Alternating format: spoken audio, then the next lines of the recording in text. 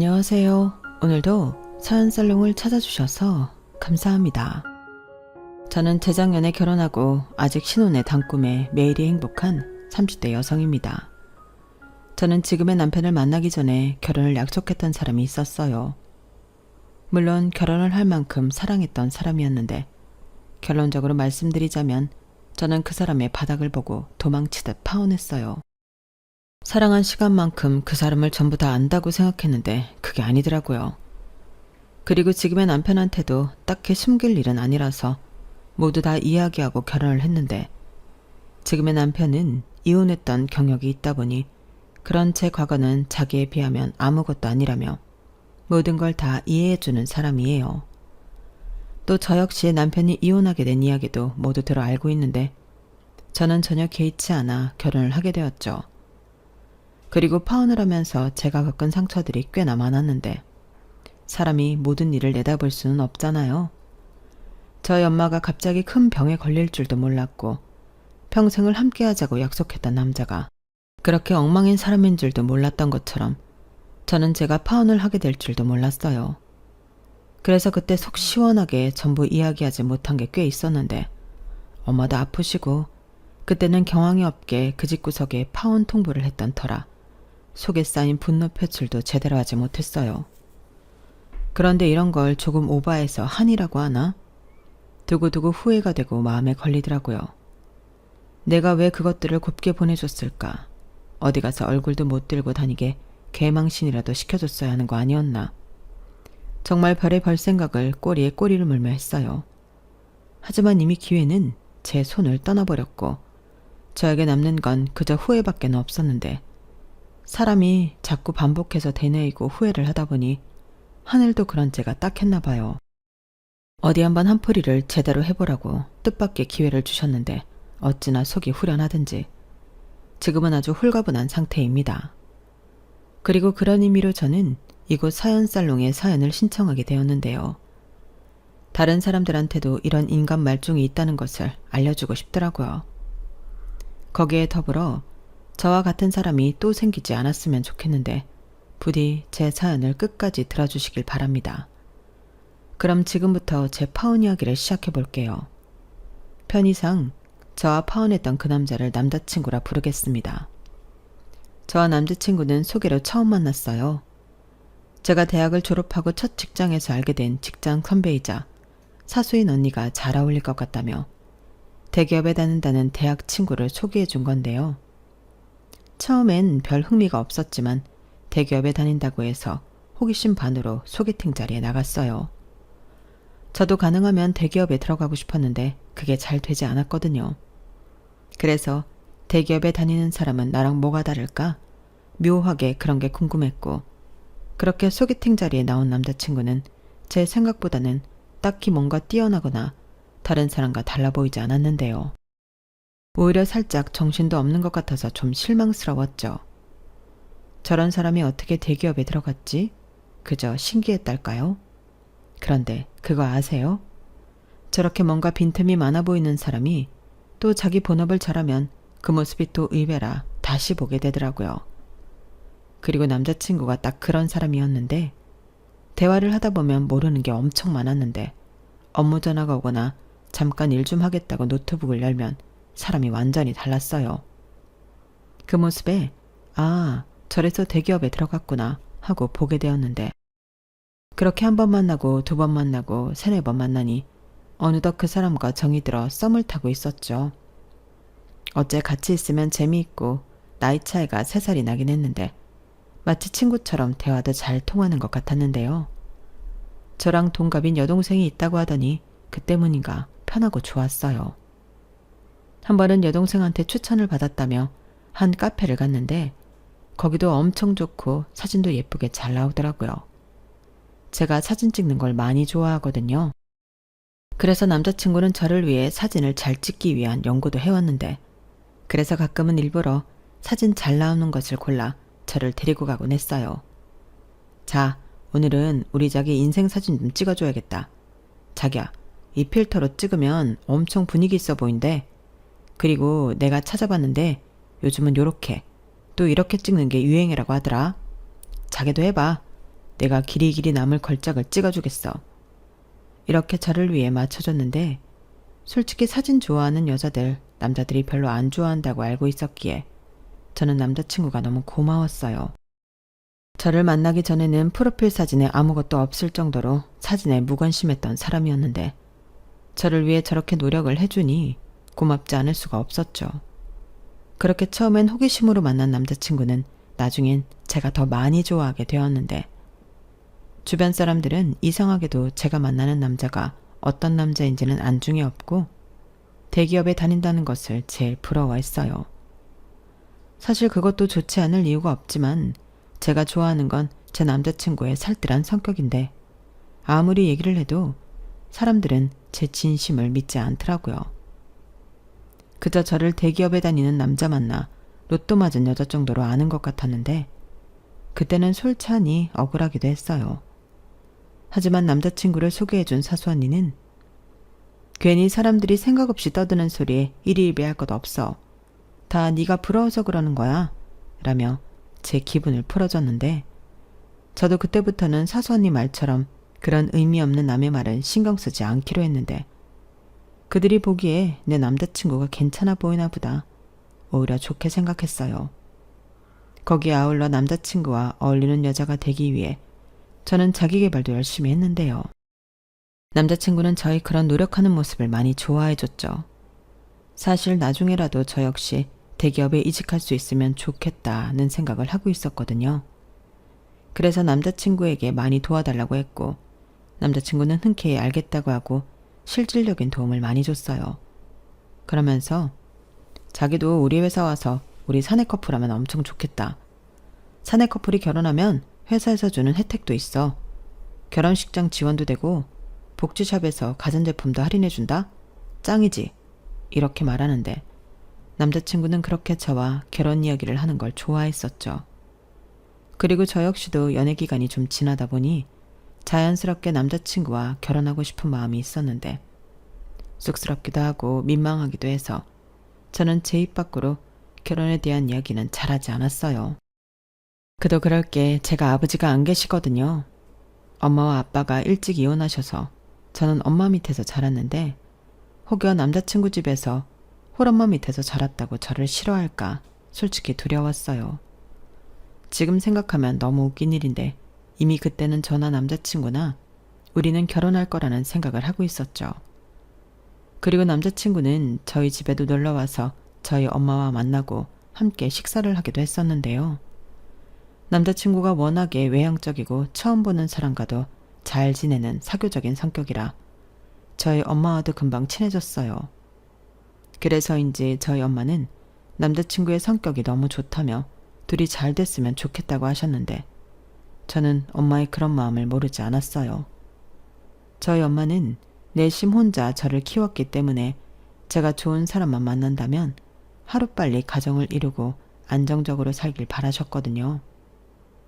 그리고 때마침 남자친구를 보니 그 마음이 더 커지게 되었고 거기엔 남자친구의 안정적인 직장도 한몫한 듯 했는데 어디에 내놔도 남자친구는 남들이 부러워할 사윗감이라고 생각하셨어요. 그러니 저희 엄마도 남자친구한테 엄청 잘해줬는데 남자친구는 그런 대접하는 걸 좋아라 했죠. 뭐 남이 나를 잘 대접해주고 칭찬을 해주는데 싫어할 사람은 없잖아요.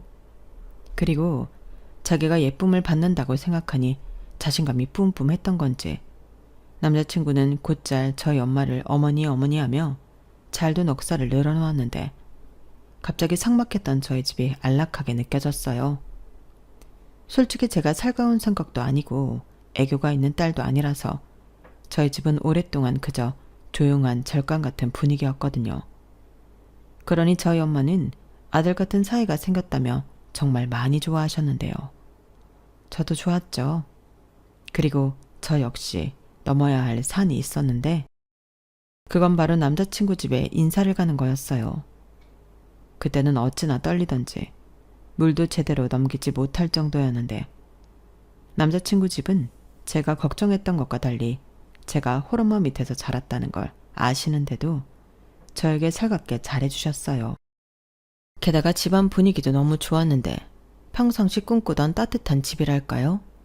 그런 느낌을 받아서 절로 미소가 지어졌는데 남자친구의 좋은 성격도 다 이런 집안 환경에 영향을 받은 것 같더군요.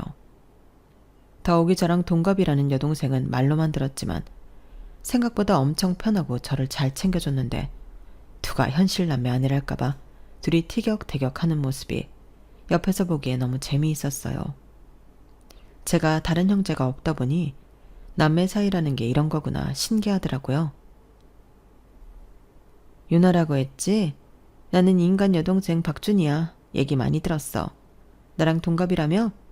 우리 어쩌면 건너 친구 막 겹치고 그러는 거 아니야?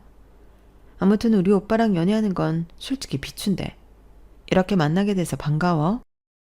야, 박준이. 무슨 비추야. 완전 강추지. 그리고 우리 결혼할 사이인데 이름 막 부르지 마라. 어디서 새언니 이름을 막 불러. 아, 그리고 내가 미리 경고하는데 시누이 짓 할 생각은 하지도 마. 웃기고 있네. 아직 식 안 올렸잖아. 식 올리기 전까지는 내 친구야. 그치 유나야. 그리고 우리 오빠에 대해 궁금한 건 나한테 물어봐.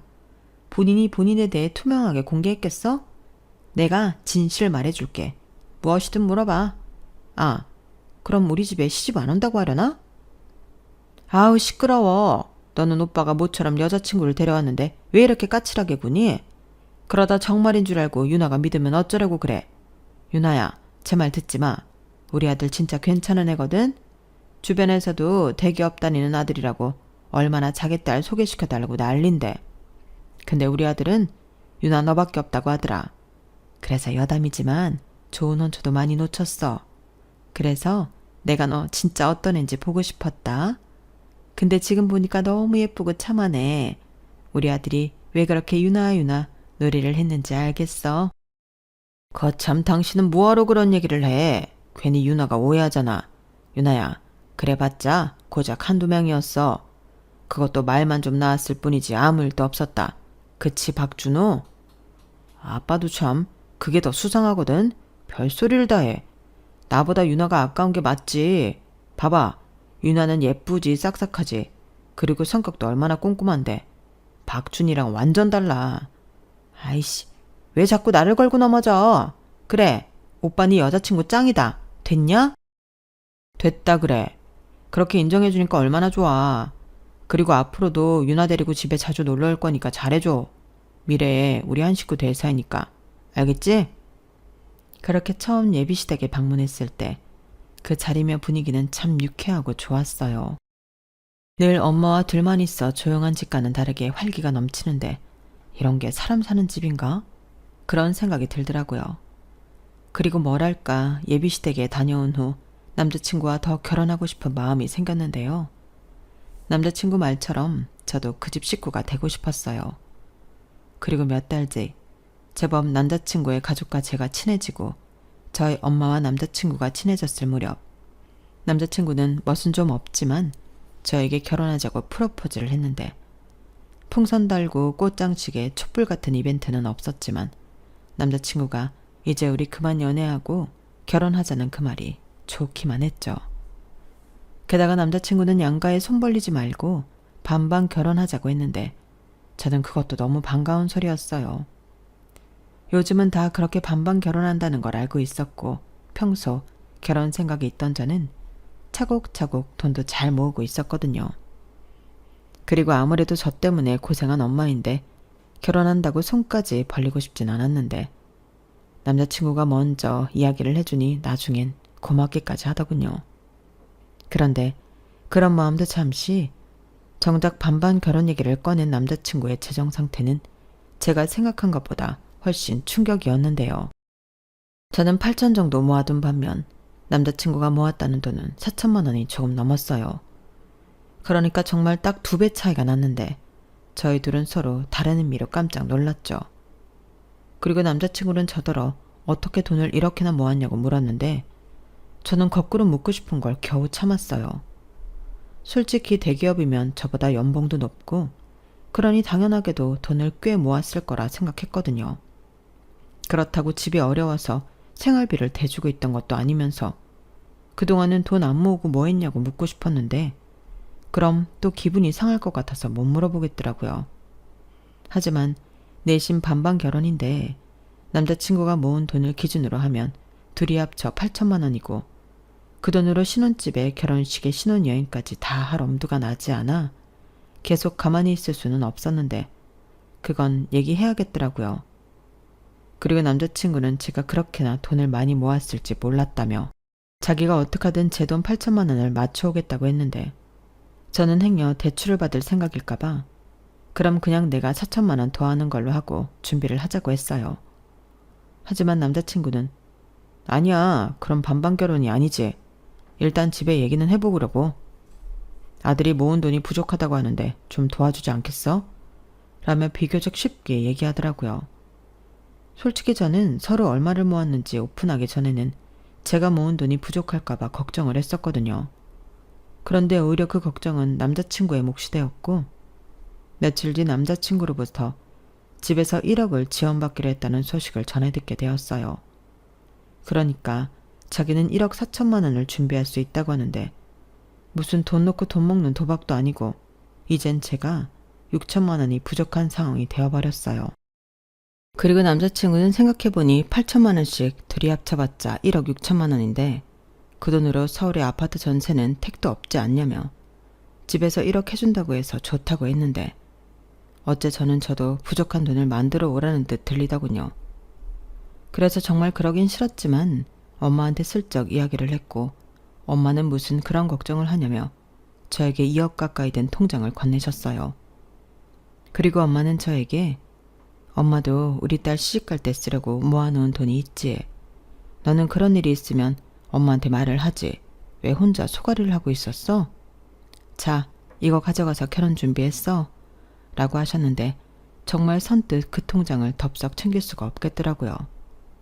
분명 저 돈 모은다고 엄마가 고생했을 게 뻔했는데 너무 미안했어요. 그래서 저는 부족한 6천만 원만 달라고 나머지는 엄마가 쓰라고 말씀을 드렸는데요. 엄마는 싫다고 저더러 가지고 있으라고 하셨죠. 하지만 이걸 다 가져가면 또다시 남자친구는 반반 결혼을 위해 돈을 맞춰야 할 것 같았고 저는 나중에 제가 돈 필요하다고 할 때 도와줄 비상금이라고 생각하고 엄마가 들고 있어 달라고 했는데 엄마는 저의 그 말에는 알겠다고 수긍하셨어요. 그리하여 저는 남자친구처럼 1억 4천만 원을 맞춰 우리 둘이 2억 8천만 원이라는 돈을 가지고 결혼 준비를 하게 되었는데 확실히 자금이 넉넉하니 편하긴 하더라고요. 하지만 서울의 아파트 전셋값은 생각했던 것보다 훨씬 비쌌는데 사람 눈이라는 게 그렇잖아요. 마음에 드는 곳 한 번을 보니 다른 건 눈에 들어오지 않고 어떡하든 그 집으로 하고 싶었는데 저희가 신혼집으로 꽂힌 집은 한강이 보이는 아파트였어요. 그러니 말하지 않아도 전세 가격이 어느 정도인지는 예측이 되실 텐데 저희 예산으로는 어림도 없었죠. 그래서 눈물을 머금고 눈을 낮추기로 했는데 어차피 매매도 아니니 나중에 우리 집 살 때를 생각해 일단은 참기로 했어요. 그리고 돈에 맞춰 적당한 곳을 고르긴 했는데 역시나 성에는 차지 않는 건 어쩔 수 없더군요. 일단 남자친구는 평수 자체가 아쉽다고 했는데 자기는 아무리 신혼이라고 해도 조금 넓은 집에서 시작하고 싶다고 했거든요. 누가 그러는데 시작을 어떻게 하느냐에 따라서 사는 게 달라진대. 처음 시작부터 넓은 집에서 살면 앞으로도 계속 넓은 집에서만 산다고. 주변에서 집은 좀 무리해서 하더라도 넓은 평수로 하라고 하더라고. 뭐? 둘이 사는데 뭐하러? 나중에 애기 태어나면 모를까. 나는 그건 좀 아닌 것 같은데. 물론 여유가 있으면 우리 전에 봤던 것처럼 30평대 아파트 가면 좋지. 근데 현실은 아니잖아. 그리고 긍정적으로 생각하면 이런 경험을 또 언제 해보겠어. 우리 좋게 생각하자. 그래, 유나 네가 그렇게 말하면 또 그런 거지. 돈 없는 게 죄지 뭐. 에이, 너무 그러진 말고 우리 열심히 벌어서 자기가 얘기하는 넓은 집 가면 되지. 나는 지금 구한 집도 마음에 들어. 아기자기하게 꾸며서 우리 예쁘게 살자. 남자친구는 제 말에 마지못해 알겠다는 듯 고개를 끄덕끄덕 했어요. 그리고 저희는 상견례를 시작으로 본격적인 예산에 맞춘 결혼 준비를 하기 시작했는데 갑자기 남자친구가 상견례 때도 아무 말이 없던 예단 리스트를 들고 나타나 저를 깜짝 놀라게 했어요. 그리고 그걸 내미는 남자친구도 민망했는지 실실 웃으면서 제 눈을 똑바로 쳐다보지 못했는데 저는 주저하지 않고 바로 말했어요. 이런 문제는 최대한 빨리 해결해야 나중에 뒤탈이 없다고 생각했거든요. 자기야, 우리 반반 결혼하는 거잖아. 근데 왜 예단을 해오라시는 거야? 이렇게 물었는데요. 그러자 남자친구는 제가 이렇게 말할 줄 이미 예상했다는 듯 그게 우리 부모님 입장에서는 1억을 지원해 주는 거니까 예단을 받긴 해야겠더라고. 또 나는 미처 생각을 못 했는데 보는 눈도 있고 우리 엄마 아빠 체면도 있잖아. 그리고 내가 다 물어봤는데 예단은 당연히 여자 쪽에서 해오는 게 맞다고 하더라고. 구색은 맞춰야지 라고 하는데 정말 남자친구를 만나면서 그렇게 황당했던 적이 없었어요. 거기에 덧붙인 말도 기가 막혔는데 뭐라고 했는지 아세요? 대신 너무 과하지 않게 적었다고 했으니까 너무 싫은 티는 내지 마. 어차피 시집 오는데 좋게 해서 오면 유나 너도 좋지. 이렇게 말을 했는데요. 언뜻 리스트에 적힌 목록을 살펴만 봐도 명품 가방에 밍크코트, 거기에 비싸다는 로봇 청소기, 뭐 그런 게 다 적혀 있었어요. 도대체 뭐가 과하지 않다고 하는 건지 저는 남자친구를 한참이나 불만 섞인 얼굴로 쳐다봤죠. 그러면서 속으로 이래서 결혼 준비하는 동안 그렇게 죽어라 싸운다고 하는 거구나 그런 생각을 했는데 분명 남자친구는 아무 말도 하지 않았지만 물러설 기미는 보이지 않았어요. 오히려 그런 태도에 예단은 꼭 받겠다는 굳은 의지가 느껴졌는데 제 입장에서는 보태준 돈도 있으니 당신들도 본전은 뽑아야겠다는 소리로밖에는 들리지 않았어요. 그래서 아닌 건 아니니 저는 제가 먼저 남자친구에게 아무리 생각해도 똑같이 반반 돈에서 결혼을 하는데 이 목록은 과해도 너무 과하다고 저는 남자친구 편에 그 예단 리스트를 돌려보냈어요. 그리고 당연한 소리지만 남자친구 얼굴은 딱딱하게 굳었는데요. 저 역시 마음이 좋진 않았죠.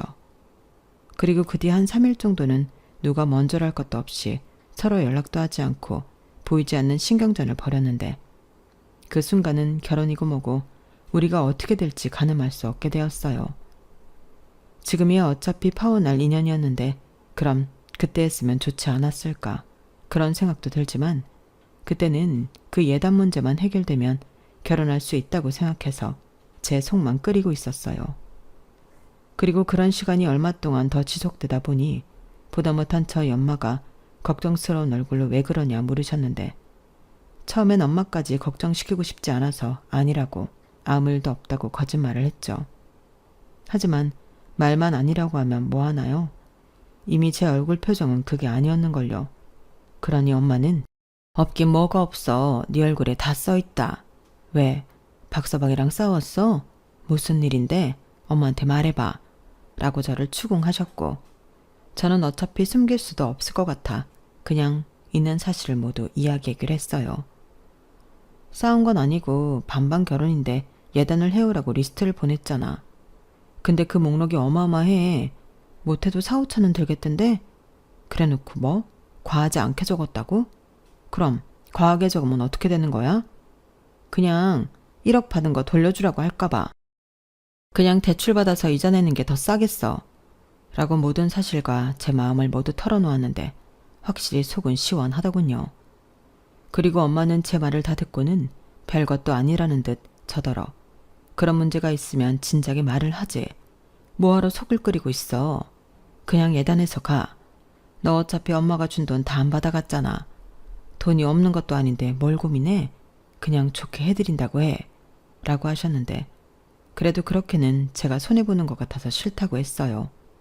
그러자 엄마는 어차피 너 그거 안 해가면 시집가서도 평생 그 말 듣고 살아야 한다. 예단도 안 해온 며느리라고 시집살이 시키시면 어쩌려고 그래. 그냥 해달라는 대로 해가서 생색이나 내고 살아. 그게 현명한 거야. 어차피 넣어주려고 모아둔 돈인데 아껴서 뭐하게. 라고 다시 한번 저에게 예단을 해가라고 하셨는데요. 엄마는 쐐기라도 박듯 저에게 당신은 예단이 아니고 우리 딸 좀 잘 봐주세요 하는 뇌물이라고 생각하겠다고 다시금 통장과 도장을 꺼내 제 손에 쥐어주셨어요. 그리고 통장은 제가 빼간 6천을 뺀 나머지 1억 4천여만 원이 들어있었는데 예단은 하고도 남을 돈이었죠. 결국 저는 저희 엄마의 끈질긴 설득 끝에 남자친구에게 예단을 해가겠다고 이야기했어요. 그러니 다시 그 리스트를 가지고 오라고 해서 견적을 내봤는데 정확히 5,279만 원이 나오더군요. 그 숫자를 확인하는데 저도 모르게 헛웃음이 나왔어요. 1억을 보태주고 5천만 원 넘게 뜯어가시면 그게 1억을 보태준 게 맞는 걸까요? 그래도 뭐 다들 이 정도는 해간다고 하니 저는 내키지 않았지만 그 예단들을 준비하겠다고 했는데 처음 좋았던 시부모님의 이미지는 다 깨진 뒤였어요. 하지만 겉으로는 여전히 유나야 하시며 저를 친근하게 부르셨는데 그때는 어떤 모습이 진짜일까 경계심만 생기더군요. 거기에 저랑 동갑이었던 예비신우는 뭐가 그렇게 바쁜지 도통 볼 수가 없었는데요. 정말 신기하게도 예단 문제가 해결되니 아무 일도 없었다는 듯 남자친구는 다시 사랑꾼이 되었어요. 다행히 예비시댁도 바라던 예단을 다 받게 되어 불만이라는 게 사라진 건지 그 뒤로는 아무런 태클도 걸지 않았는데 그때부터는 결혼 준비가 일사천리로 진행이 되었어요. 한동안 신경전을 벌이느라 준비가 멈췄으니 바쁘더라고요.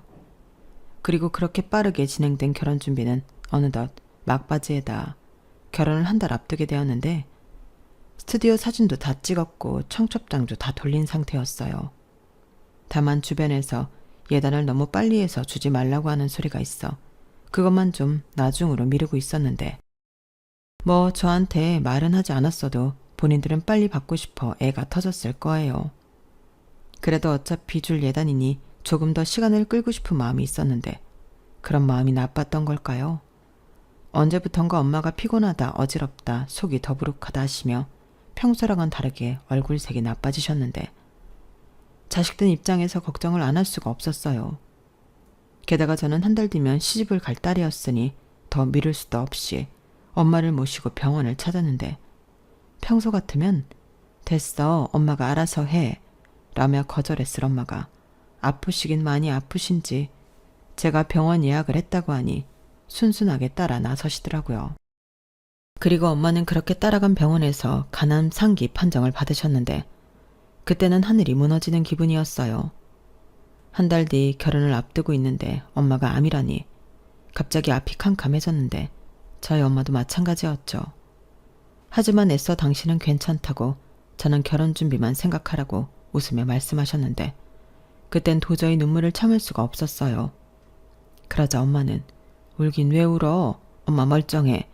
엄마 치료 잘 받을 거고 우리 딸 결혼식에도 참석할 거야. 우리 딸 웨딩드레스 입는 걸 꼭 봐야지. 우리 딸 엄마 못 믿어? 라고 하시며 당신도 터져 나올 것 같은 눈물을 애써 삼키며 말을 이어가셨는데 저는 아무 말도 하지 못했어요. 그리고 곧 있으면 남편이 된다고 심적으로 의지하고 싶은 마음에 저는 남자친구에게 전화를 걸어 이 사실을 이야기했는데 남자친구 역시 많이 놀란 듯 아무 말도 하지 못하더군요. 저는 그 침묵이 저를 위로하는 것만 같았어요. 자기야, 우리 엄마 어떡해? 우리 엄마 잘못되면 나는 어떡해? 에이, 무슨 말을 그렇게 해. 저기, 일단 나도 너무 놀라서. 유나야, 미안한데 내가 다시 전화할게. 정신 똑바로 차리고 어머니 옆에 꼭 붙어있어. 알겠지? 이렇게 정신없이 전화를 끊은 남자친구였는데 몇 시간이 되지 않아 예비시댁에서 아주 난리가 났다 하더라고요. 아무래도 저희 엄마 검사 결과 때문에 집안이 뒤집어진 것 같았는데 저는 그래도 사돈이라고 많이 놀라시고 걱정하시나 보다 라고 생각했다가 어이없는 소리를 듣게 되었어요. 전화를 하겠다는 남자친구 대신 예비 시어머니가 당신 아들 전화로 저에게 전화를 하셨는데 저는 당신도 놀라서 저에게 전화를 하신 줄 알았어요. 하지만 제가 듣게 된 말은 아무리 엄마가 죽을 병에 걸렸다고 해도 해오기로 한 예단은 차질 없이 준비해야 한다면서 병원비 쓴다고 돈 빼돌릴 생각을 하지 말라고 했는데 저는 제 귀를 의심했어요. 어머니, 지금 뭐라고 하셨어요? 지금 저희 엄마가 아프신데 어머니는 예단 걱정을 하시는 거예요? 제가 병원비 때문에 예단 다 못해갈까봐? 아우, 너는 무슨 말을 해도 똑같은 소리를 그렇게 정없이 하니? 예단은 너희 엄마 아프시기 전에 이미 하기로 한 거잖아. 너 그거 약속이다? 시집도 오기 전에 약속 어기는 며느리 될 거야? 그러게, 내가 준비되는 대로 예단 보내라고 했지? 왜 말을 안 들어서? 어머니! 어머, 나 귀 안 먹었어? 왜 소리를 지르니? 저하고 난 얘기했다. 너는 예단 준비나 잘해서 못해도 이번 주까지 보내. 안 그러면 이 결혼 못한다. 저는 이 결혼 못한다는 예비 시어머니의 말에 그냥 이 결혼을 안 하는 게 낫겠다는 생각을 했어요. 아무리 사돈이라고 하지만 어머니는 괜찮냐. 이 말이 먼저 나와야 하는 거잖아요. 그래서 파혼을 통보하려 남자친구에게 만나자고 했어요. 다음날 바로 엄마가 병원에 입원하기로 했기 때문에 시간이 없었거든요. 그러자 제가 무슨 말을 할지 전혀 모르는 남자친구는 저를 만나러 저희 집 근처까지 왔고 말로는 어머니가 아프시니 얼굴 뵙는 건 다음으로 미루겠다며 자기도 저에게 할 말이 있다고 했는데요. 저는 설마 이 남자도 나에게 파혼을 하자고 하는 걸까 궁금해서 먼저 말해보라고 했어요. 그러자 그 입에서 터져나온 말은 저를 더 이상 인간으로서 존재하지 않게 만들었는데요. 유나야, 오해는 하지 말고 들어. 우리 그냥 이참에 신혼집 계약한 거 파기하자. 내가 집주인한테 장모님 아프시다고 그래서 돈 필요하다고 사정해 볼게. 그리고 우리는 장모님 집에 신혼살림 차리면 딱이지 않아?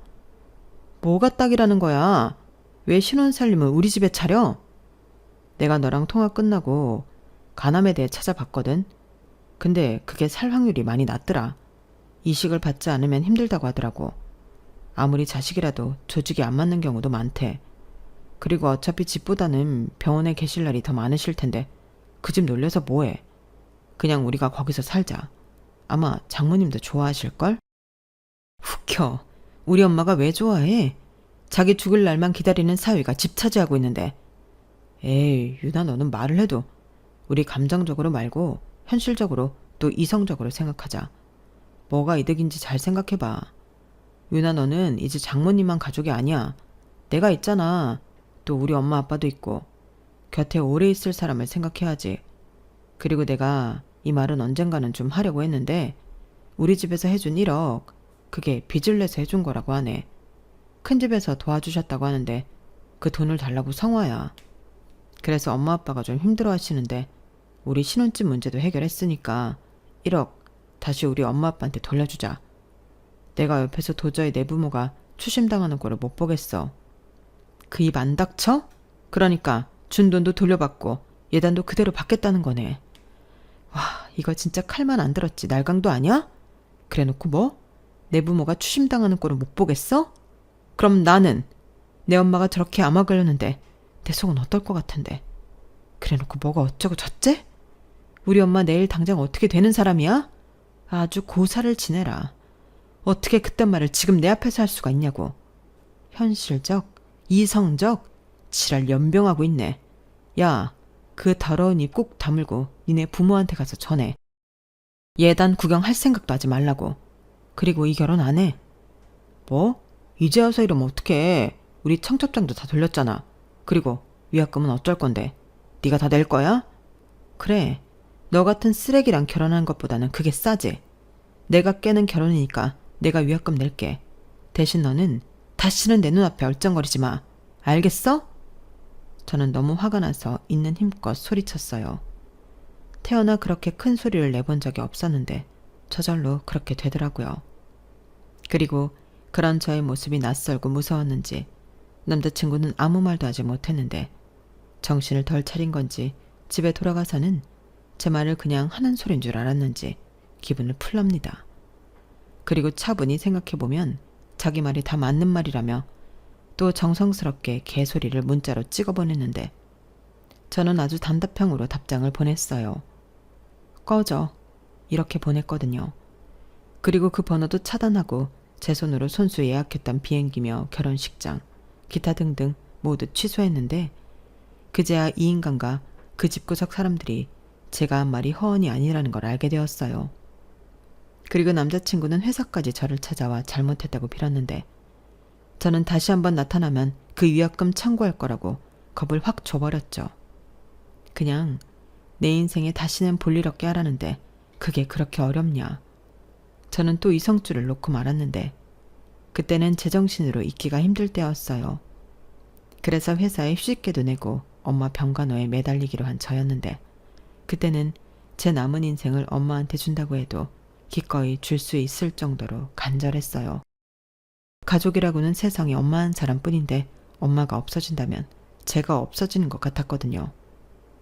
그리고 엄마는 제가 파혼한 사실을 수술 뒤에 알게 되셨는데 자기 때문에 그렇게 된 거냐고 미안해 하셨고 저는 엄마 덕에 똥을 피할 수 있어 다행이라고 말했어요.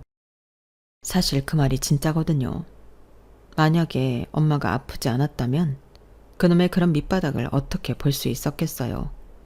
분명 예정대로 결혼을 했어도 그런 못돼 먹은 이기적인 심보에 저는 이혼을 했을 거라 장담하는데 그 후로는 엄마와 저는 병을 이긴다는 마음으로 하루하루 버티고 극복하며 함께 있었어요. 때론 힘들어하는 엄마를 보며 대성통곡하고 울기도 했고 둘이 꼭 붙어 지내는 추억도 만들었는데요. 아무리 한 집에 살았어도 그렇게 같이 붙어 있던 적이 없었거든요.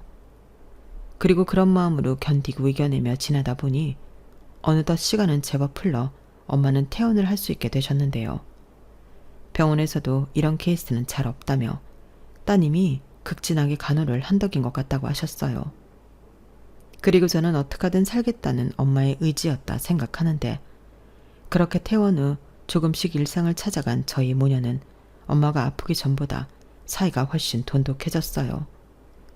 친구처럼 농담도 하고 병실에서처럼 집에 와서도 꼭 붙어 잠을 잤는데 어릴 때 맡았던 엄마 냄새가 아직 남아있더라고요. 그 냄새가 어릴 때는 엄마가 일하느라 바빠서 저에겐 늘 그리운 냄새였는데 매일같이 그런 엄마의 냄새를 맡을 수 있으니 저는 거꾸로 지금이 너무 편했어요.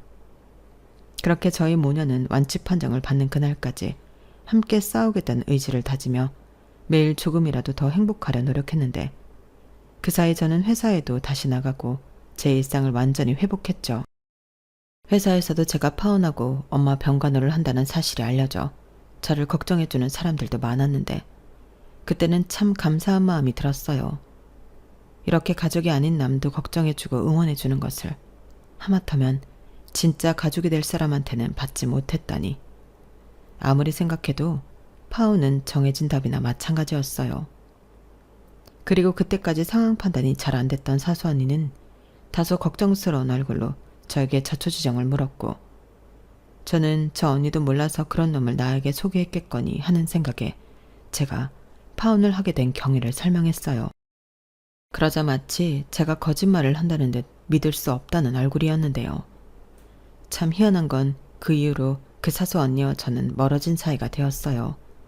뭐 어쩔 수 없는 일이었죠. 사실 파혼한 남자친구와 엮여있는 사람이라 잘 지내는 것도 꽤 불편하다 생각했거든요.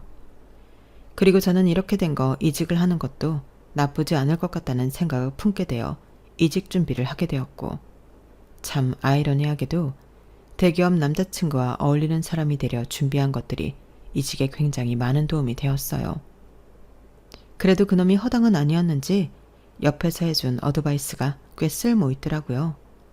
그래서 저도 이젠 대기업에 다니고 있는데 다행히 그놈이 다니는 회사는 절대 아닙니다.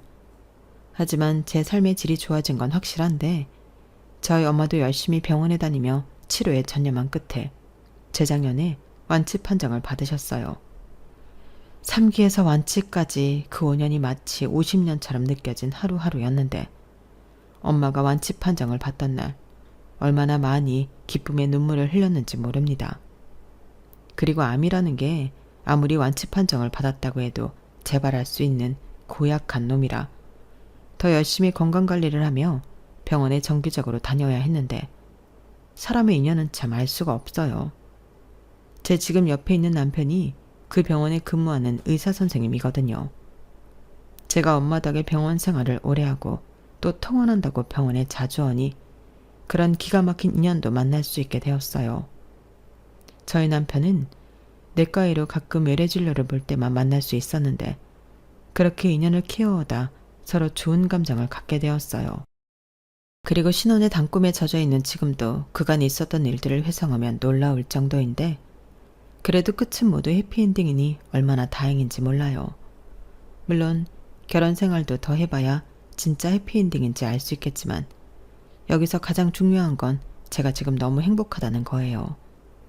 대신 그때 파혼하면서 그 못된 인간들 그렇게 순순하게 보내준 게 사실 너무 분했는데 여러분, 제가 어떤 일을 또 겪었는지 아세요? 아마 들으시면 깜짝 놀랄 일일 텐데요. 제가 저희 남편 병원에 남편이랑 점심 식사를 하려고 간 적이 있었거든요. 그날은 제가 모처럼 월차를 내고 시간이 많아서 남편에게 서프라이즈를 해주러 간 날이기도 했는데 아니, 글쎄 남편 외래 진료에서 저와 파혼한 남자친구와 그 엄마를 보게 되었어요. 딱 보니 진료를 받으러 온 것 같았는데 저를 보더니 두 사람 다 깜짝 놀라더라고요. 저 역시 너무 뜻밖의 만남이라 놀라지 않을 수 없었는데 이내 전 남자친구는 저에게 다가와 아주 반갑다는 듯 인사를 했어요. 그러면서 제 왼손 약지에 껴져 있는 반지를 힐끔 보더니 결혼했어? 라고 물었고 저는 그렇다고 대답했죠. 그런데 이 남자가 굉장히 아쉬운 얼굴 하는 거예요. 사실 저를 다시 만나고 싶어서 수소문을 하고 있었다나요? 그 말을 듣는데 진짜 소름이 돋았고 자기는 저랑 파혼하고 결혼했다가 이혼을 했답니다. 이유는 궁금하지 않아 묻지도 않았는데 자기 입으로 성격 차이래요. 그래놓고 유나 너만한 애가 없는데 그땐 내가 너무 어리석었어. 나 진짜 반성 많이 했다. 라며 쉰 소리도 정성껏 했는데 아마 모르긴 몰라도 그 이혼한 여자 역시 자기 남편의 밑바닥을 본 게 아닐까 생각했어요. 그리고 진료를 마친 남편이 나왔을 때는 예상하지 못한 제 등장에 남편이 많이 반가워했는데요. 저를 보자마자 여보 여기까지 웬일이야? 그새 나보고 싶어서 왔어? 라며 다정하게 다가왔어요. 이미 병원에서는 저희 남편이 아내 바보로 유명해서 간호사 선생님들도 다 알거든요. 그래서 몇몇 간호사 선생님들이 저를 보고 인사도 하셨는데 그제야 사태 파악이 끝난 저의 파혼한 전 남자친구와 그의 엄마는 벙찐 얼굴이었어요. 꽤나 충격을 받은 듯한 얼굴이었는데 옆에서 남편이 무슨 일이냐고 저에게 묻더라고요. 조금 전 자기한테 진료를 받은 모자지간과 제가 함께 있으니 꽤 궁금한 듯 보였는데요. 저희 남편이 저에 대한 것에는 오지랖이 좀 넓은 편이라 저는 있는 사실대로 말해줬어요. 그러자 그걸 듣는 남편도 놀라고 전 남자친구도 놀랐는데 저만 아무렇지 않았어요. 오히려 너무 재미있더라고요. 그리고 어쩐지 저를 원망하는 눈으로 보는 듯한 옛 예비 시어머니는 한눈에 봐도 어디가 많이 아픈 듯 얼굴이 많이 야위었는데 나중에 집에 와서 남편에게 드리니 개인정보라 다는 말해줄 수 없지만 위암에 걸려 꽤나 힘든 시간을 보내고 있다고 알려줬어요. 전이도 빠른 편이고 암세포 자체가 수술을 해도 완전히 제거를 할 수 없는 곳에 분포되어 있어. 지금은 항암밖에는 방법이 없는데 어렵네. 이런 말을 들었는데 기분이 참 묘하더군요. 불쌍하기도 하고 쌤통이기도 하고 많은 감정이 뒤섞였어요. 그러게 병이라는 건 누구나 걸릴 수 있다는 건데 왜 그 사람들은 그 당연한 걸 몰라서 저와 저희 엄마한테 그런 무례와 상처를 줬던 걸까요? 그리고 우리 엄마 살 확률 없다고 현실적으로 생각하고 떠들었던 놈이 이젠 저와 처지가 180도 달라졌으니 그것만큼 확실한 복수가 없었는데 이제 좀 자기도 제가 그때 어떤 심정이었는지 알았으면 좋겠네요. 아니 어쩌면 이혼까지 당하고 아픈 엄마까지 돌보느라 그런 감정을 느낄 여유도 없을 것 같긴 한데 제가 모르는 사이 제대로 벌을 받은 것 같아 저는 이제야 반복되는 후회를 멈출 수 있을 것 같아요. 그리하여 제 마지막 복수는 보란듯이 지금의 남편과 행복하게 사는 건데요.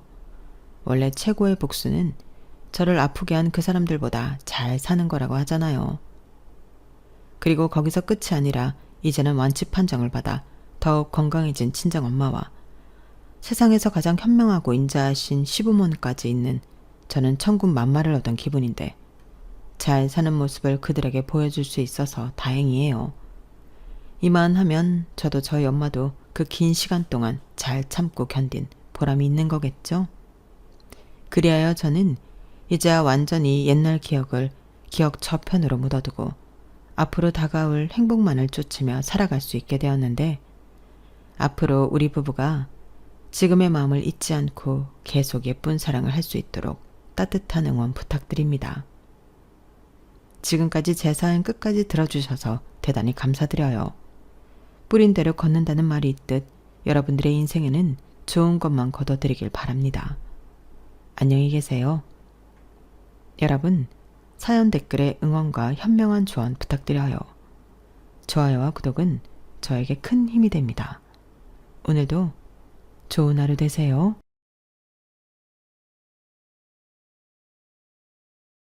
안녕하세요. 오늘도 사연 살롱을 찾아주셔서 감사합니다.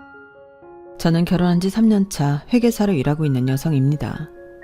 사회로 나와 적지 않은 경험들을 하면서 사람을 첫인상으로만 판단한다는 게 얼마나 오만한 일인 줄 깨달았으면서도 가끔은 첫 만남부터 쎄한 기분이 드는 사람이 있더라고요. 사회생활이거나 개인적인 인간관계 속에서 그런 사람을 만났다면 최대한 피할 수 있는 데까진 피해본다거나 관계를 서서히 멀어지게 한다던가 어떤 방법을 썼을 거예요. 하지만 그런 사람을 곧 가족이 될 관계로 만난다는 생각은 해본 적이 없었어요. 그런데 그런 일이 실제로 일어나기도 하더군요.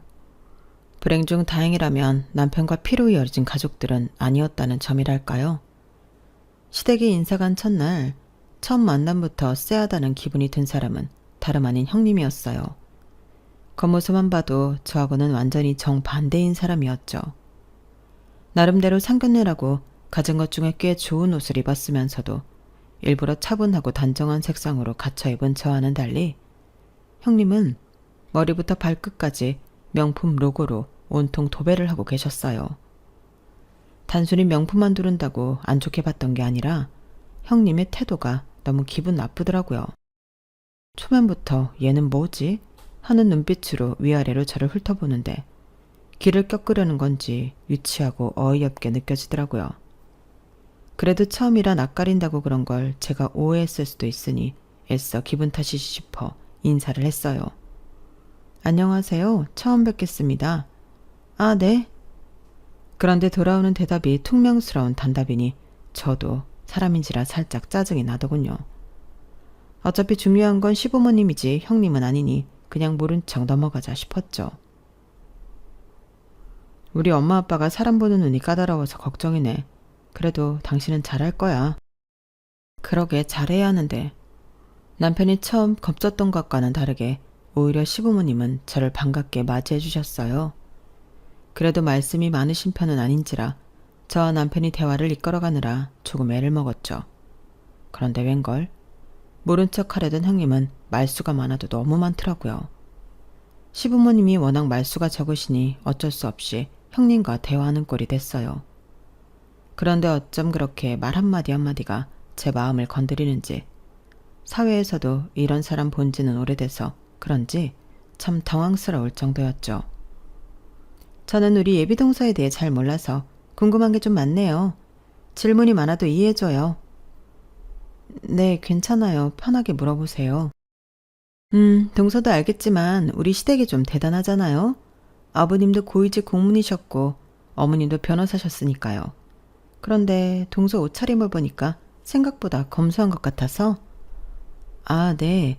제가 사치스러운 건 별로 안 좋아해서요. 제 옷차림을 지적하길래 그대로 돌려주니 바로 알아들었는지 살짝 당황하더군요. 아니, 사치는 무슨 사치? 그냥 나는 옷차림이 무난하길래 무슨 직업인지 더 감이 안 와서 그런 건데. 디자인이 무난해서 그렇지 가격까지 무난한 건 아니에요. 본인 벌이보다 무리하게 사 입으면 사치겠지만 그냥 제 벌이 내에서 적당히 가격대 있는 옷을 입은 거예요. 중요한 자리인데 당연히 신경 써서 입고 왔죠. 옷차림만 보고 직업 판단한다는 게 공감이 안 돼서 드린 말씀이에요. 그래? 뭐 나는 옷차림이 많은 걸 말해준다 생각하긴 하거든. 난 또 내가 명품만 입었다고 사치 부리는 그런 여자로 생각하는 줄 알고 놀랐지 뭐야. 우리 집은 명품 유통업을 해. 그래서 이렇게 명품이 많은 거니까 괜한 오해는 안 해줬으면 좋겠어. 사업이 잘 돼서 친정에 돈이 좀 있거든. 아, 그러시구나. 근데 동서는 무슨 일해? 옷 가격이 비싸다니까 궁금해지네? 네, 저는 세무사 일을 하고 있어요. 어머, 정말? 뭐 그래도 사회적으로 인정받는 직업이네. 하긴 안 그랬으면 우리 어머님 아버님께서 어떻게 며느리로 인정했겠어. 그럼 친정 부모님 뭐 하셔? 두 분 다 일은 하셨나? 아빠는 동네 슈퍼를 오래 운영하셨어요. 아직도 하고 계시고요. 엄마는 지금은 관두셨지만 어렸을 때 학습지 교사 일을 하셨어요. 뭐, 슈퍼? 학습지 교사? 어머! 갑자기 혼자서 큰 소리를 웃는 형님 때문에 순식간에 분위기가 쎄해졌어요. 내내 별 말씀 없으셨던 어머님도 보다 못해 한마디 던지시더라고요. 예, 뭘 그렇게 웃니? 지금 웃을 이야기는 하나도 안 했다. 부모님 얘기 물어보고 그렇게 웃는 법이 어딨니? 큰 실례다. 아, 죄송해요, 어머님. 웃겨서 그런 게 아니라 신기해서요. 신기해서. 왜 초등학생은 누구나 슈퍼마켓 집 딸이 제일 부럽잖아요. 어릴 때 저는 엄마 아빠가 가져오는 가방이랑 옷들이 명품인지도 모르고 엄청 싫어했거든요.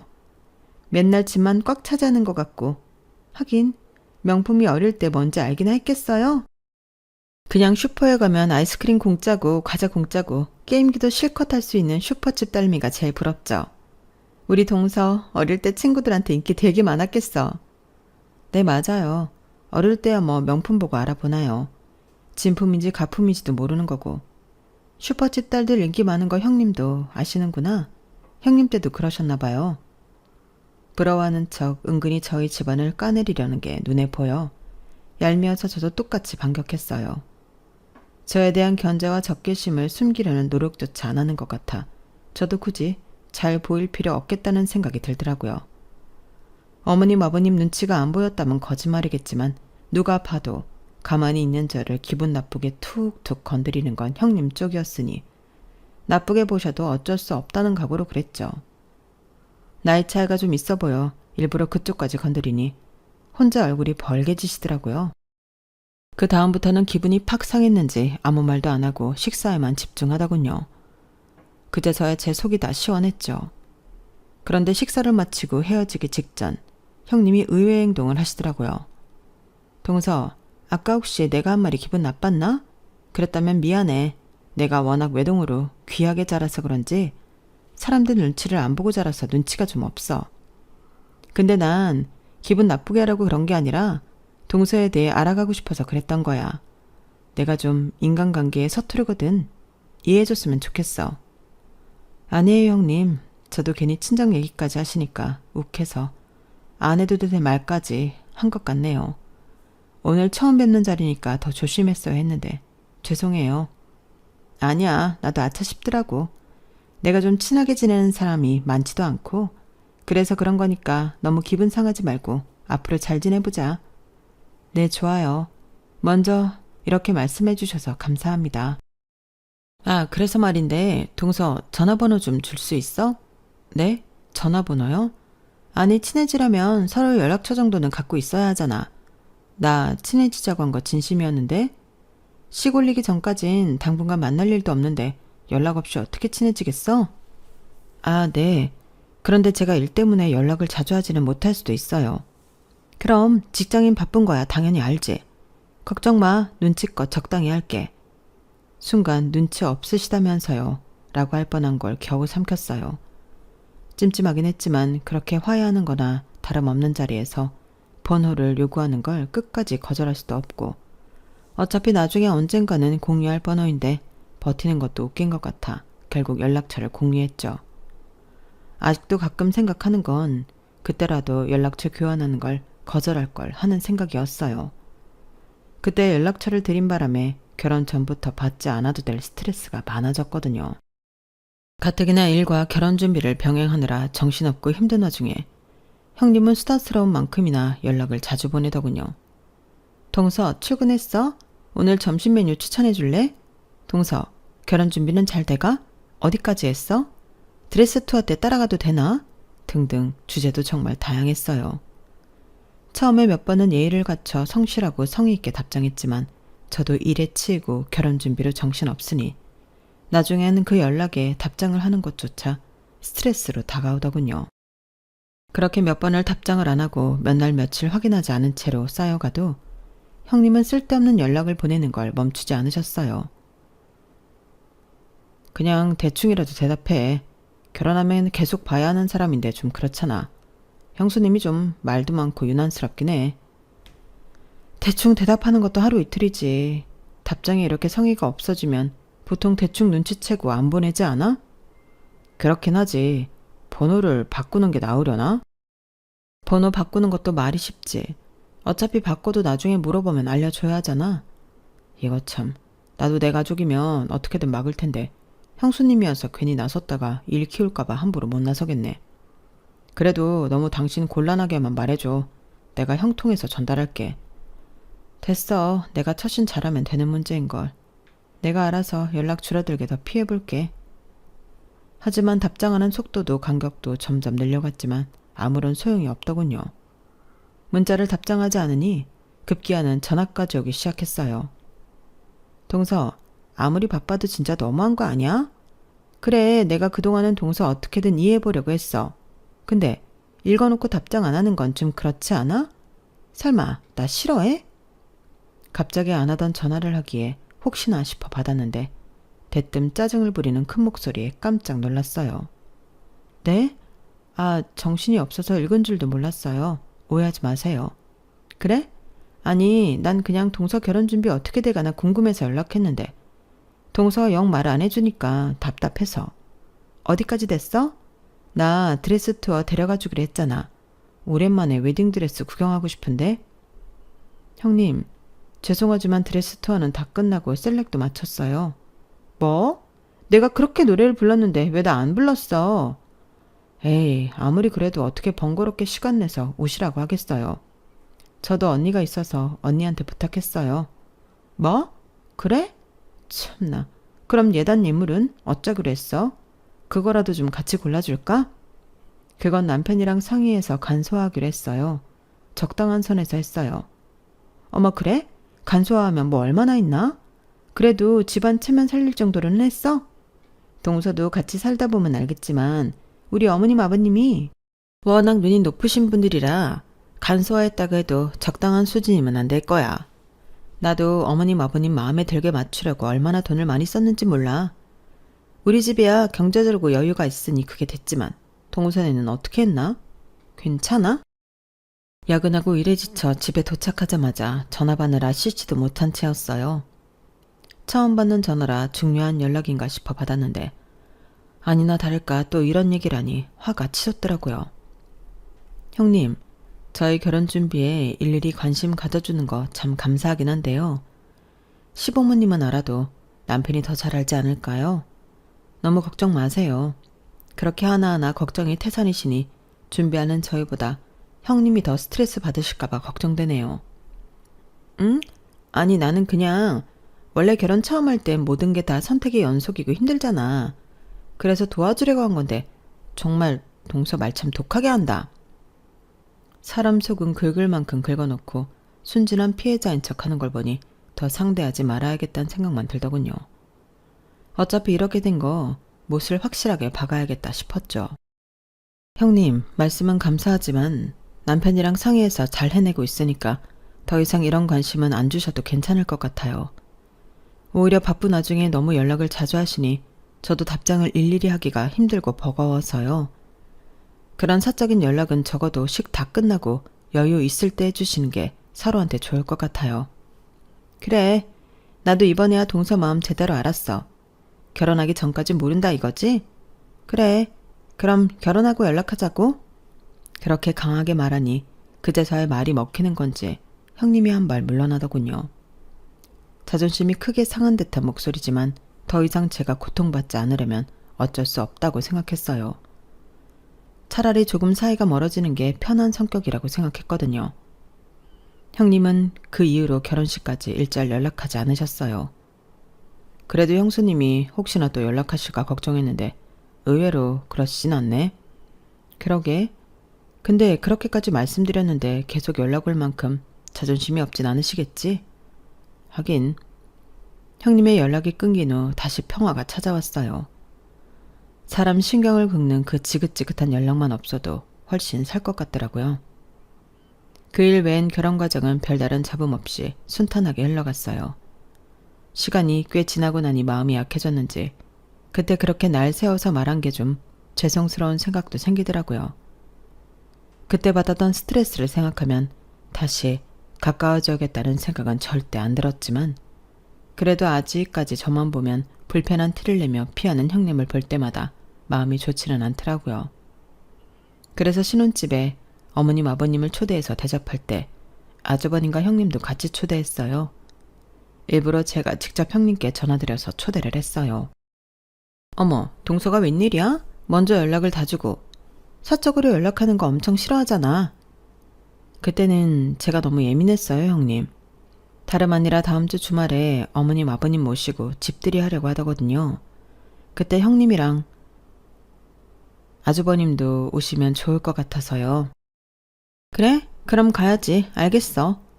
집들이 일주일 전쯤부터 남편과 상의해서 식재료들을 사고 손님들이 머무르기 편하게 집을 꾸몄죠.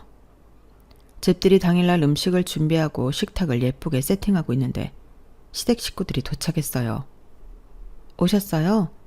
그래, 아유 참 신혼집도 예쁘게 잘 해놨네. 보기 좋다. 정말요? 감사합니다 어머님 아버님. 오신다고 열심히 꾸몄는데 보람이 있네요. 무뚝뚝한 시부모님께서 아낌없이 칭찬을 해주셔서 분위기가 한참 좋을 때였어요. 대뜸 형님이 찬물을 끼얹더군요. 어머님도 참. 저런 인테리어 소품은 딱 봐도 요즘 유행하는 중저가 브랜드 할인 코너에서 파는 느낌이잖아요. 이런 거 몇 개 빼고는 거의 거기서 기본형으로 맞춘 것 같은데? 맞지 동서? 내가 가구를 좀 볼 줄 알거든. 그런 것도 있고 수입 가구도 있어요. 한두 개만 그렇게 보고 판단하시는 거 보니까 그렇게 가구 볼 줄 아시는 건 아닌 것 같은데요. 참, 잘 지내보자고 초대한 집들이라 잘해드리고 싶었는데 오자마자 시비를 거니 안 받아칠 수가 없겠더라고요. 형님 역시 제가 이렇게 나올 줄은 몰랐는지 얼굴을 붉히셨어요. 그래? 하긴 뭐 요즘은 카피폼이 너무 많으니까 구분하기가 좀 어렵긴 하네. 근데 이왕 가구 맞추는 거 다 수입으로 하지 그랬어. 이런 가성비 브랜드는 오래 쓰지도 못하고 금방 망가져버려. 우리 결혼할 때 친정에서 가구는 다 수입 가구로 맞춰줘서 아직까지도 너무 튼튼하게 오래 쓰고 있거든. 아, 혹시 동선의 친정에서는 그렇게까지 다 맞춰줄 형편은 안 돼서 그러셨나? 해달라고 하면 무리해서라도 해주셨겠죠. 그런데 굳이 그러고 싶지 않았네요. 저랑 남편 힘만으로도 충분히 잘 살 수 있는데 결혼도 한마당에 친정이 못하러 그렇게 손을 벌려요. 시댁한테도 마찬가지고요. 글쎄 동서도 여유 있는 집에서 컸으면 그런 생각 못할 텐데 능력도 능력인데 친정에서 받을 수 있는 지원은 그거랑 또 별개거든. 맞다 어머님. 오늘도 명품 가방 하나 가져왔어요. 어머님한테 너무 잘 어울릴 것 같은 예쁜 가방이더라고요. 루이비통 거예요. 형님이 갑자기 쇼핑백을 가져와 어머니께 열어보라고 권유하더라고요. 쇼핑백 안 명품 로고가 박힌 박스를 여니 가격대가 어마어마한 명품백이 나왔어요. 아, 무슨 또 이런 걸 챙겨왔니? 사돈 거덜나겠어. 에이, 아니에요. 오히려 어머님 갖다 드린다고 하면 좋아하세요. 가방 어떠세요? 너무 이쁘죠? 요즘 어머님 연세에는 이 디자인이 제일 잘 나간다고 해서 가져왔어요. 그래, 너무 예쁘고 고맙기는 한데 한두 푼 하는 게 아니다 보니 너무 미안해서. 네가 그동안 갖다 준 가방도 다 못 들고 다니는데. 어머, 하긴 제가 그동안 너무 가방으로 많이 들었나 봐요. 신발도 있고 다양하게 있으니까 다음에는 다른 걸로 가져와 볼게요. 됐어. 다음부터는 빈손으로 와도 괜찮아. 매번 부담스러워 어쩌니? 그래도 어머님이 잘 메고 다녀주시면 그걸로 충분해요. 저 보라고 일부러 그러는 건지 몰라도 제 집들이에서 굳이 어머님께 명품백을 선물하며 아양 떠는 모습이 곱게 보이진 않더라고요. 저도 모르게 표정 관리가 안 됐어요. 형님이 그런 저를 힐끗 보더니 씩 웃더군요. 동서 걱정 마. 동서 집들인데 내가 설마 어머님 선물만 가져왔겠어? 내가 특별히 동서 선물로 명품으로 챙겨왔어. 자, 이거 열어봐봐. 형님이 가져온 쇼핑백 중 다른 하나를 제게 내밀더라고요. 어머님께 드린 것과는 달리 쇼핑백에 아무런 브랜드 이름도 적혀있지 않은 일반 쇼핑백인데 이미 몇 번 재활용한 것 마냥 너덜너덜 하더라고요. 박스도 브랜드 박스가 아니라 직접 포장한 것 같은 무난한 무지 박스여서 순간 이거 좀 쎄하다 싶었어요. 왠지 열어보면 기분이 나빠질 것 같더라고요. 감사합니다. 나중에 볼게요. 아니야, 이건 좀 설명이 필요해서 그래. 동서는 명품에는 영 관심이 없고 잘 모르는 것 같아서 한번 열어봐. 하도 재촉을 하길래 뭔데 저러나 싶어 박스를 열었어요. 아니나 다를까 속에도 엉성한 포장에 대충 구깃구깃 접혀있는 스카프가 있더군요. 누가 봐도 새 제품이 아니라 쓰던 걸 가져와서 대충 포장한 느낌이었어요. 뭔가 이상한 것일 거라 예상은 충분히 했기 때문에 크게 놀랍진 않더라고요. 어머님도 이건 아니다 싶었는지 너무 비교되는 선물에 온 가족이 정적이 흘렀어요. 형수님, 이거는 남편도 욱했는지 나서라고 하길래 제가 가만히 팔을 잡아 말렸어요. 여기서 도발하는 대로 화냈다간 저희 꼴만 우스워질 테니까요.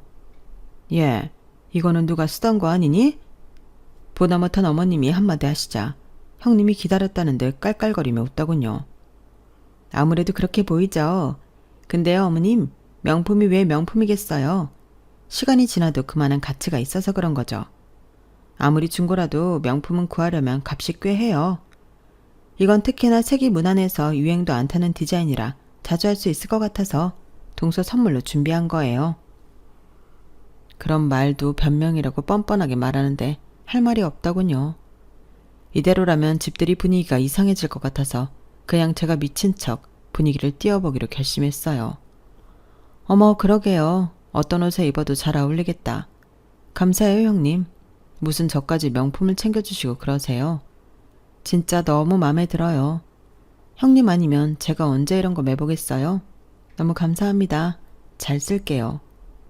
오히려 엄청 기뻐하는 척하니 형님도 살짝 당황한 눈치였어요. 그래? 다행이네. 네, 다음에도 꼭 명품 선물 부탁해요. 형님 친정 덕분에 제가 다 호강을 하네요. 그렇게 좋아하는 친정 재산 칭찬을 해주니 아주 얼굴에 화색이 돌더군요. 그래, 동서도 이제야 아는구나. 내가 종종 명품 좀 갖다 줄게. 한번 명품 맛에 빠지면 못 나온다. 좋은 거 쓰던 사람은 좋은 것만 쓰고 싶어진다니까? 칭찬을 했던 게 효과가 컸던 모양인지 그 이후로는 다행히 분위기가 화기애애져서 성공적으로 집들이를 마쳤어요.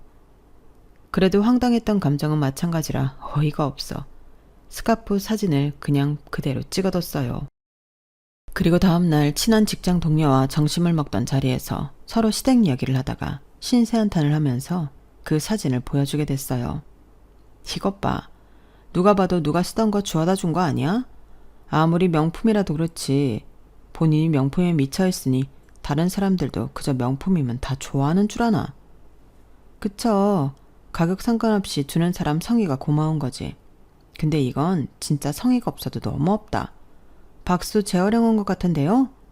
이건 좀 심하긴 했다. 아니 근데 잠깐만요. 이 디자인 어디서 많이 보던 건데? 아니 이거 진짜 본인이 하던 거 아니에요? 뭐 그것까진 모르겠지만 근데 진짜 자기가 하던 거 좋겠어? 아니에요, 맞는 것 같아요. 제가 결혼식 갔을 때 하도 머리부터 발끝까지 명품으로 치장한다고 해서 궁금해서 유심히 봤거든요. 그래도 저 스카프는 꽤 이쁘다고 생각해서 봤는데 그때 하고 온 것 같은데요. 와, 어떻게 결혼식에 하고 왔던 걸 선물로 줘요? 진짜 일부러 그런 거 아니에요? 와, 진짜? 설마. 사실 결혼식 당일은 인사하러 다니느라 정신이 없어 형님 옷까지 기억이 나진 않았어요. 혹시나 싶은 마음에 결혼식 때 시댁 식구끼리 찍은 사진을 찾아보니 정말 동료 말이 맞더라고요. 똑같은 스카프를 목에 감고 제 옆에서 환하게 웃고 있는데 기가 차더군요. 그제서야 남편과 어머님이 욱하거나 놀라며 반응했던 이유를 이해했어요. 아마 꽤 자주 하고 다녀서 눈에 익은 스카프여서 그랬던 모양이었어요. 참나, 그렇게 명품거리면서 자랑하더니 내 선물은 절대 그렇게 못 주겠다 이건가? 진짜 웃기는 인간이네? 이번엔 칭찬해서 잘 넘기셨다면서요. 다음엔 모르죠? 시댁에도 명품 갖다 퍼준다면서요. 도대체 왜 그러는 거예요? 애정결핍인가? 이왕 이렇게 된 거 그냥 칭찬 더해서 명품이나 얻어내세요. 아, 그냥 이런 기싸움 자체를 좀 안 하고 싶다. 왜 이래야 하는데? 명품이고 나발이고 관심 없으니까 신경 좀 안 거슬렸으면 좋겠어. 그러게요. 시부모님도 아니고 형님 때문에 스트레스를 받아야 한다니. 아니 근데 그 형님이란 분 친정 회사 이름이 뭐예요? 응? 그건 왜? 아니, 최근에 아는 분한테 들은 건데요. 땡땡 유통회사 아시죠? 거기도 명품 수입하는 회사인데 백화점에도 많이 입점하고 원래 잘 나가던 회사였는데 최근에 유럽 쪽 계약이 끊기면서 자금 돌리기가 힘든 상황이라 하더라고요. 그래서 체납권까지 생겼다고 하던데요. 뭐? 진짜? 체납까지? 그 정도야? 네. 보통은 상속 포기부터 하고 정리하잖아요. 근데 거긴 아직도 버티고 있다고 하더라고요. 업계에서는 그 빚덩어리 어디 메워줄 믿는 구석에 있는 거 아니냐고 하고 있어요. 거기 시댁도 좀 재산이 어마어마하다고 하던데요. 근데 설마 그 회사는 아니죠? 아, 사실은 맞아. 업계에 있다 보니 이런 이야기까지 다 듣게 되네. 대박. 아니, 선배님 시댁에 좀 여유가 있으시잖아요. 그래서 설마 거기가 여긴가 해서 물어봤어요. 진짜 세상 좁다. 그러게 말이야. 이걸 어쩜 좋아. 시댁에서는 친정 힘들다는 언급은커녕 내색도 없었는데 의뢰 요즘은 더 돈을 펑펑 쓰려 하길래 친정 일이 더 잘 되는 줄 알았지. 역시 빈술에게 요란하다더니. 선배님 시부모님도 조심하셔야겠어요. 시부모님은 좋은 분들이라면서요. 빨리 알리셔야 하는 거 아니에요? 나도 그럴까 싶었는데 괜히 먼저 나서서 그러지 말고 우선 좀 기다려볼까 봐. 스스로 언제 말할 건지 궁금하기도 하고. 의도치 않게 형님의 비밀을 알게 되고 나니 마음이 좀 싱숭생숭하더라고요. 하지만 아무리 생각해도 최근 형님의 행동은 친정이 기울어서 힘든 사람의 행동이 아니었어요. 그러던 어느 날이었죠. 아버님 생신을 맞아 다 같이 일본 여행을 다녀오기로 했어요. 가까운 나라이니 자유여행으로 가기로 해서 웬만한 일정은 남편과 제가 머리를 굴려 시부모님이 좋아하실 만한 합리적인 코스로 짰죠. 저희가 짠 일정인데 어떠세요? 마음에 안 들거나 가고 싶은 곳이 있으면 더 추가해도 좋을 것 같아요. 그래, 남편이랑 한번 보고 얘기해 줄게. 그 후로 일주일이 지나도 별 말이 없길래 그대로 하면 되겠거니 싶어서 숙소와 식당을 차례로 예약해뒀어요.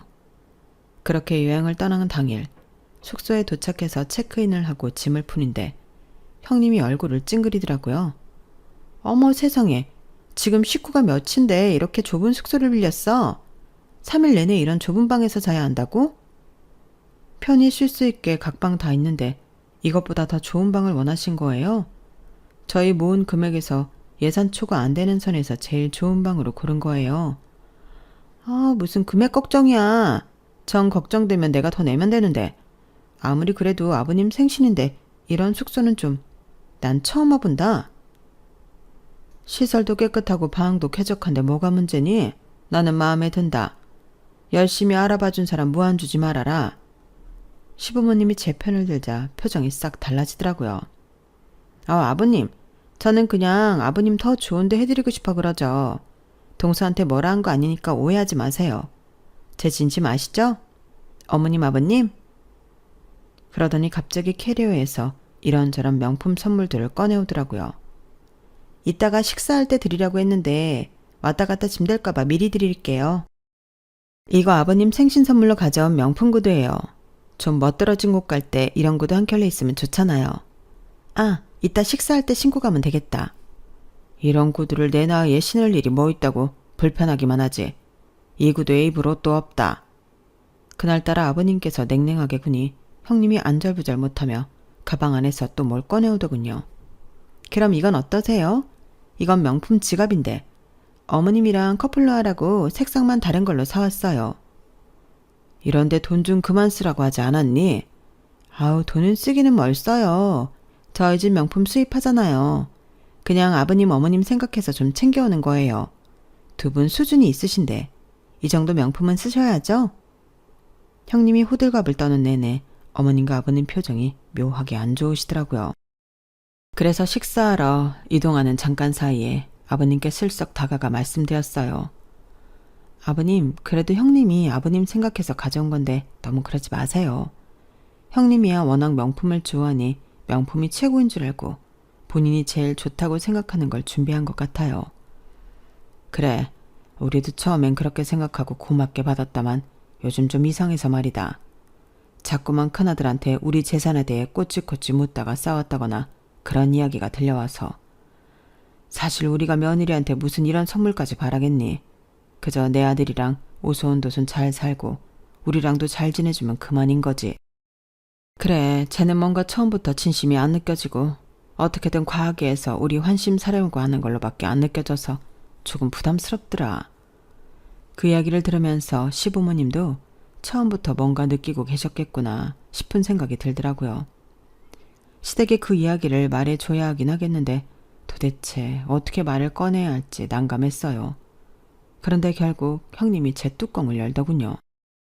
동서, 그렇게 열심히 알아봤다더니 겨우 이런 데 알아본 거야? 세상에, 차 맛이 이게 뭐야.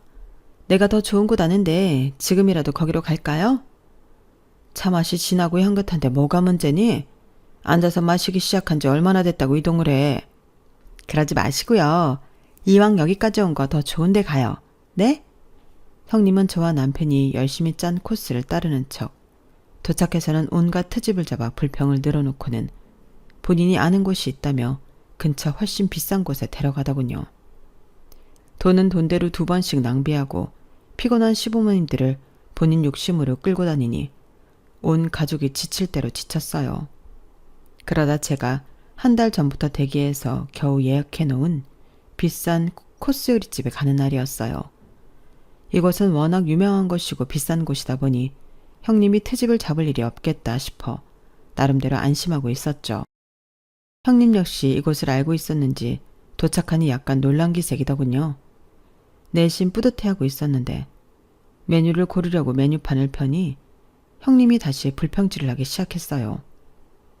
여기서 제일 유명한 코스가 이 A 코스거든요. 어떠세요? 아, 이렇게 유명한 집은 꼭 직접 와서 먹으면 별로던데. 거기서 갑자기 꼭지가 돌더라고요. 그럼 형님이 좀 짜지 그러셨어요. 형님도 아시잖아요. 여기 한 달 전부터 예약 거라도 잡기 힘든 거. 도대체 뭐가 그렇게 불만이세요? 어머, 내가 뭘? 동서 갑자기 예민하게 왜 이래? 당황스럽다.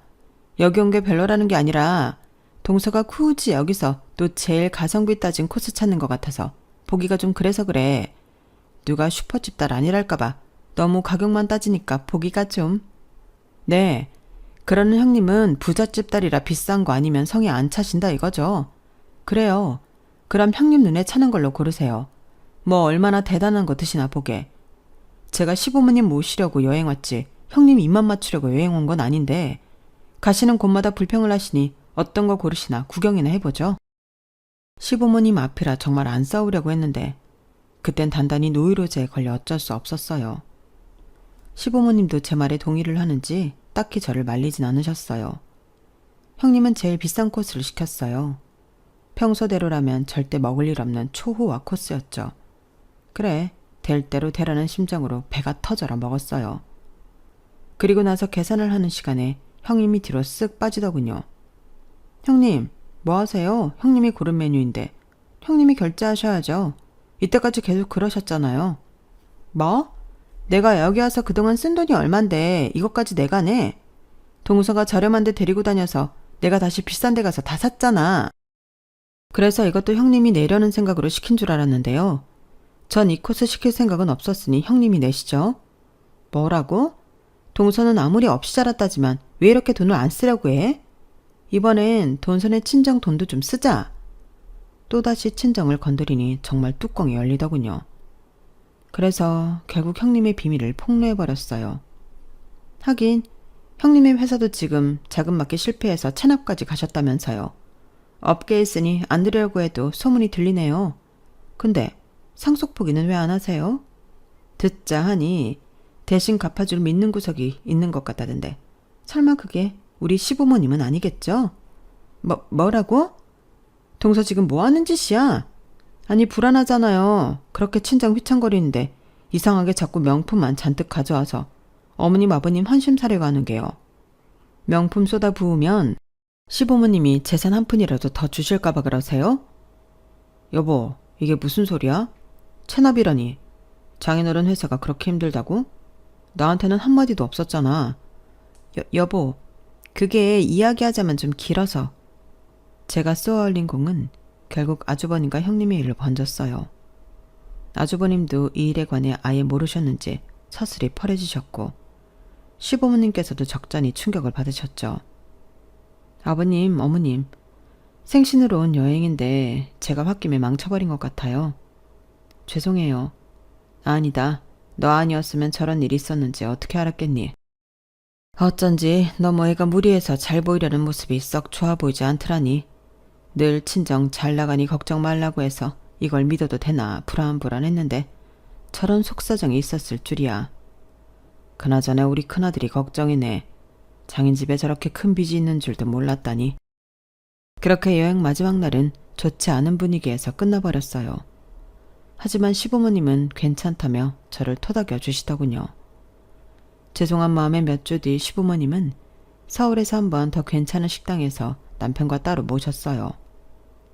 그때 시부모님께 듣기로는 그 여행 이후 형님께서 아주버님께 돈을 빌리려다 실패했고 상속 포기를 안 하고 버티면서 시댁의 재산만 바라는 형님의 모습에 크게 부부싸움이나 이혼 소송 절차를 밟고 있다고 하더라고요.